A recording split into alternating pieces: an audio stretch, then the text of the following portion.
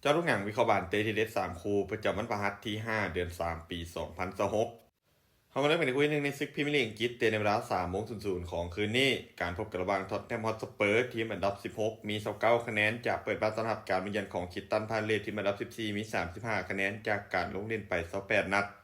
สเปอร์เจ้าบ้านพร้อมไม่ทรงหลังค่อนข้างแผ่วพอสมควรเกมรับมีลุ้นให้เห็นหลายครั้งจุดเด่นของทีมคือเกมบุกที่ยังสร้างสรรค์โอกาสได้หลายโดยเฉพาะการเล่นในบ้าน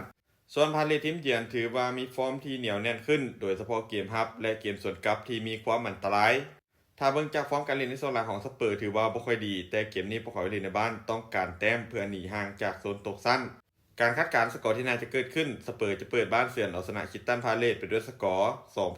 2-1มากันต่อที่คู่ที่2ในรายการบานถ้วยกรุ๊ปเดอะฟองของฝรั่งเศสเตะในเวลา3:10ของคืนนี้การพบกันระหว่างโอลิมปิกลียงจะเปิดบ้านต้อนรับการมาเยือนของลองลียงเจ้าบ้านผลงานในช่วงหลังชนะ3แพ้2จาก5เกมหลังสุดฟอร์มยังขึ้นๆลงๆชนะได้แต่ยังคงบ่ค่อยสม่ำเสมอเท่าใด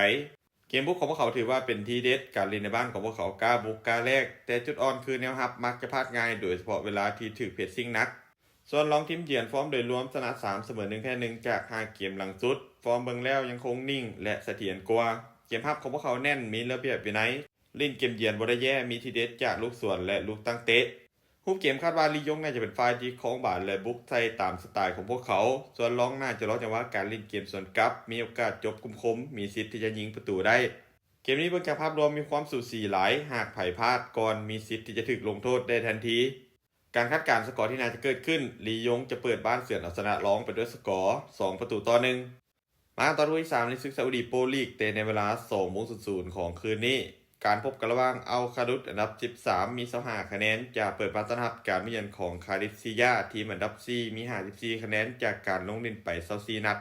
อัลคาดุสเจ้าบ้านพอไม่ส่งหลังยังคงแกร่งยังเห็นได้ชัดมีชนะแพ้สลับกันเกมบุกพอมีทีเด็ดแต่เกมรับยังคงเสียง่ายโดยเฉพาะเวลาที่ถูกกดดันอย่างต่อเนื่องเกมนี้ถึงแม้พวกเขาจะเล่นในบ้านแต่ความสม่ำเสมอยังคงบ่น่าไว้วางใจส่วนคาดิสฟิยาฟอร์มโดยรวมถือว่าดีและสม่ำเสมอกว่าเกมรับเหนียวแน่นเสียประตูน้อยสไตล์ทีมเน้นความหัดกุมแล้วรอจังหวะการเล่นเกมสวนกลับคมๆเบิ่งจากฟอร์มโดยรวมแล้วคาดิสฟิยาทีมเยือนพวกเขาเหนือกว่าเล็กน้อยความนิ่งและเกมรับถือว่ามีระเบียบวินัยที่ดีการคาดการณ์สกอร์ที่น่าจะเกิดขึ้นคาดิสฟิยาจะบุกมาเอาชนะอัลคูดุสไปด้วยสกอร์2-0สุดท้ายนี้ถ้าทุกคนสนใจแนวทางที่ดีแบบนี้อย่าลืมกดไลค์กดแชร์ออกไปเพื่อเป็นแนวทางเพิ่มเติมและใครสนใจอยากลงทุนสามารถกดลิงก์ทางหน้าซ่องได้เลยเด้อ